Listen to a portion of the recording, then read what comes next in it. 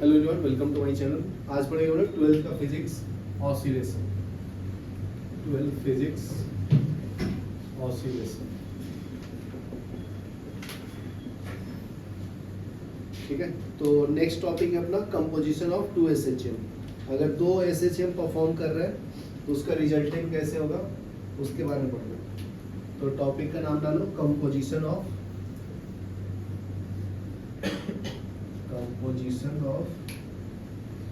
two SHM having same period, time period same है, same period,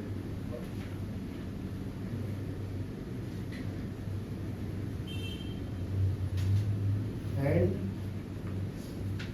along same path।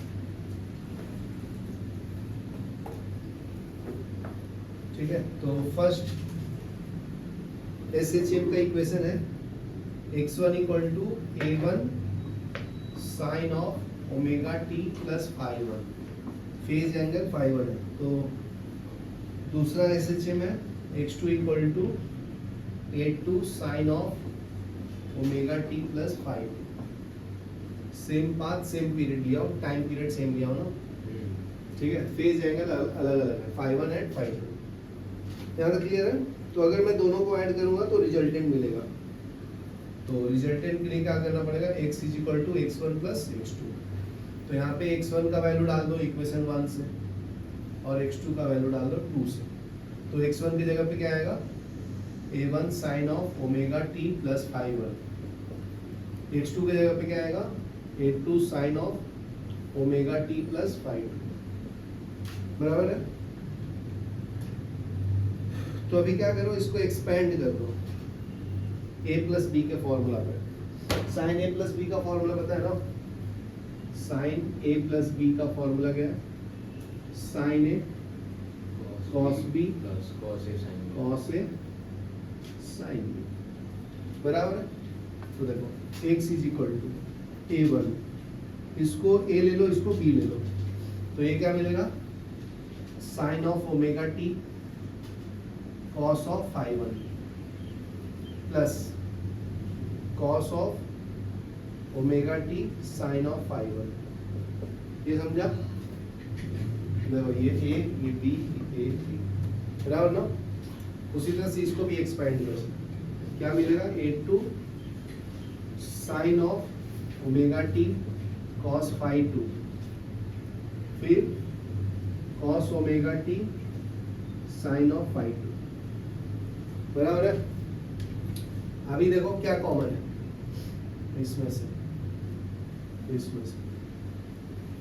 क्या common है, sine omega T common है ना, तो उसको बाहर ले लो। तो x इज इक्वल टू क्या मिलेगा, साइन ओमेगा टी मैं बाहर ले लेता हूँ, अंदर बचेगा a1 cos ऑफ phi1 और यहाँ पे a2 cos phi2, a2 cos of phi2। उसी तरह से ये दोनों में से क्या कॉमन है, cos ओमेगा टी ना, तो कॉमन ले लो cos ओमेगा टी। क्या कॉमन है, a1 sin phi1, a1 sin phi1 plus a2 sin phi2, a2 sin of phi2। क्या क्लियर है? तो देखो इसको मैं क्या ले लेता हूँ, इसको बोल देते हैं a, रिजल्टेंट, ठीक है। इसको पूरे को क्या बोल देगा, resultant, that is r cos delta d, और इसको क्या बोल देगा, r sin डेल्टा d। समझा? तो फॉर्मूला क्या बन जाएगा तुम्हारा, बताओ। x इज इक्वल टू क्या मिलेगा, r sin of omega t cos of delta plus r sin delta cos omega. ये समझा?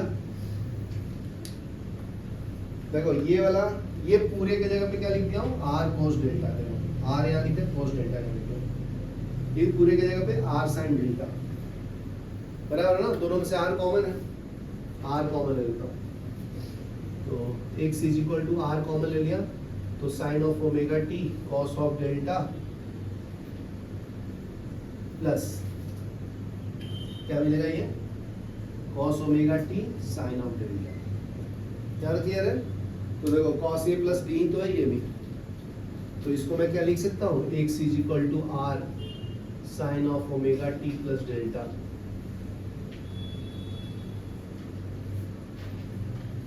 इसका एक्सपेंशन फॉर्म है ना, साइन ए प्लस बी, ये लिखा हुआ तो ये लिख सकते हैं और ये लिखा है तो ये लिख सकते हैं ना। क्या क्लियर है? तो देखो अभी यहाँ पे मैं बाहर लिख देता हूँ, हम लोग जहाँ पे लिख देता हूँ where R equal to cos delta, क्या था अपना, ये पूरा है ना, a1 cos phi 1 plus a2 cos phi 2, या फिर क्या है r sin delta equal to a1 sin phi 1 plus a2 sin phi 2, बराबर ना? ध्यान से देखो, बराबर है, यही लिया हो।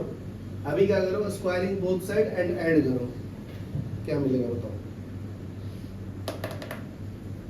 स्क्वायर करके ऐड करना है, ठीक है, ये दोनों को,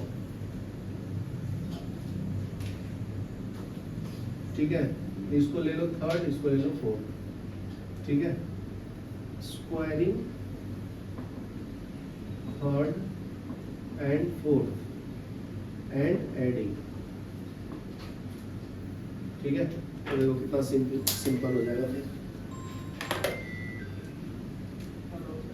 are square cos square delta plus R square sine square delta, बराबर ना?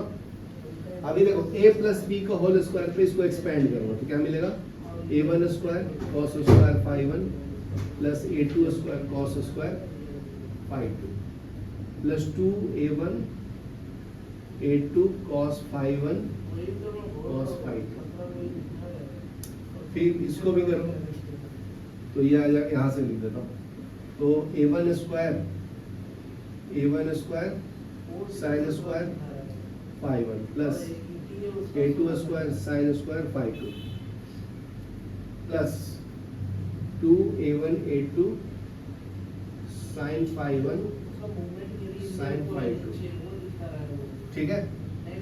तो देखो ये दोनों में से क्या कॉमन है, आर स्क्वायर ना, तो ले लेता हूँ, आर स्क्वायर कॉमन लिया तो sign square delta plus cos square delta बचा ना, ये साइन स्क्वायर इधर लिख दो। अभी देखो ध्यान से, इसमें से और इसमें से क्या कॉमन है, ए स्क्वायर ना, a1 स्क्वायर कॉमन है, तो cos square phi 1 plus sine square phi 1 plus a2, क्या कॉमन है ये दोनों में से, a2 स्क्वायर कॉमन है तो cos square phi 2 plus sine square phi 2, बराबर ना? अभी देखो ये दोनों में से क्या कॉमन है, 2a1 a2, बराबर, तो कॉमन है 2a1 a2, तो ये फॉर्मूला बन जाएगा ना, cos phi 1 cos phi 2 plus sin phi 1 sin phi 2। अभी देखो कितना सिंपल है, इसके बाद मैं यहाँ डायरेक्ट लिखता हूँ, तो देखो ये वैल्यू क्या होता है 1 ना, तो डायरेक्ट मैं आर स्क्वायर लिखता हूँ, ये भी 1 होता है, दोनों सेम एंगल होता है तो 1, ये भी 1, बराबर ना? तो क्या मिलेगा, a1 square plus a2 square plus 2a1 a2, ये हो जाएगा cos of phi 1 minus phi 2। जब cos में दोनों cos होता है साइन होता है तो यहाँ प्लस होगा तो यहाँ माइनस आता है, समझा क्या? तो ये रिजल्टेंट का फॉर्मूला आ गया ना, r equal to under root of a1 square plus a2 square plus 2a1 a2 cos of phi 1 minus phi 2। चलो लिख लो यार,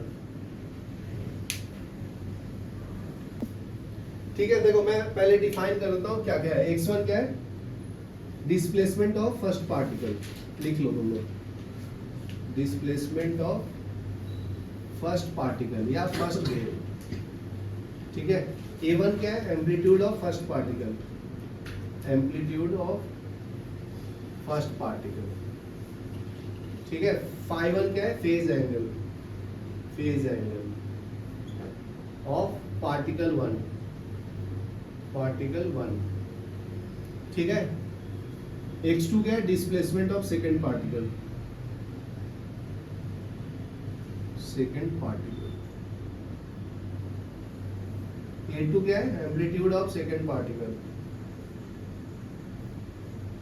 सेकेंड पार्टिकल। phi2 क्या है, phase angle of 2, phase angle of second particle, ठीक है। ये दोनों को ऐड कर दिया हूं, यहाँ पे क्या है, resultant of displacement, resultant displacement, ठीक है। ये R क्या है, resultant of amplitude, of amplitude, ठीक है ना। ये R क्या है, रिजल्टेंट ऑफ एम्पलीट्यूड।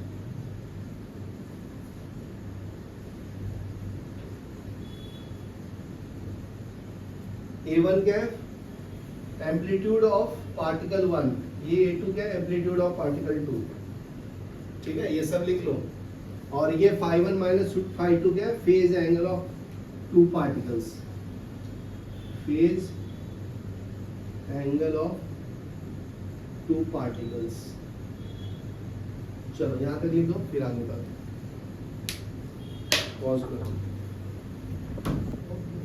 जो R का वैल्यू आया था ना, उसको अगर मैं डिवाइड कर दूं, R का फॉर्मूला क्या था, R sin delta equal to क्या था, omega T A1 sin phi1 plus A2 sin phi2, है ना, चेक करो, है ना।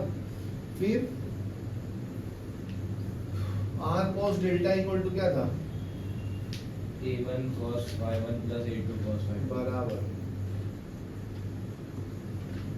बराबर है। तो दोनों को अगर मैं डिवाइड कर दूं तो इससे एक आंसर, तो ये क्या मिलेगा, tan डेल्टा। तो ये क्या मिलेगा, A1 sin phi1 plus A2 sin phi2 divide by A1 cos phi1 plus A2 cos phi2, ठीक है। तो यहाँ से डेल्टा क्या आएगा, फेज डिफरेंस आ जाएगा tan inverse A1 cos phi1 plus A2 sin phi2 divide by A1 cos phi1 plus A2 cos phi2। तो ये आपका देगा फेज एंगल का रिजल्टेंट वैल्यू ना, समझा कि नहीं। ये क्या देगा, ये है resultant phase angle, resultant phase angle between 2 waves या 2 पार्टिकल्स।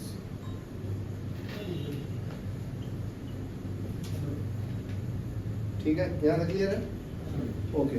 अभी ये स्पेशल केस देखो, स्पेशल केस में केस 1 देखते हैं। तो अगर 2 पार्टिकल सेम फेज में है, if 2 particles are in same phase, 2 SHM are in same phase, phi1 minus phi2 equal to क्या है, 0। तो cos phi1 minus phi2 equal to क्या आएगा, cos 0 क्या होता है, 1 बराबर, तो फेज एंगल आएगा 1 ना।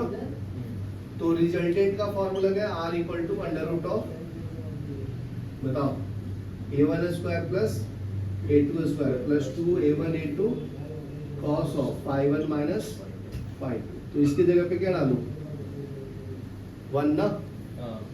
तो क्या मिलेगा, R equal to under root of A1 square plus A2 square plus 2 A1 A2 cos phi 1 ना। तो ये R इक्वल टू क्या आएगा, under root of a1 plus a2 का होल स्क्वायर आएगा, आएगा नहीं आएगा? देखो A square plus B square plus 2ab है ना, हाँ तो ये अंदर 2 है तो एक बाहर आएगा ना, तो r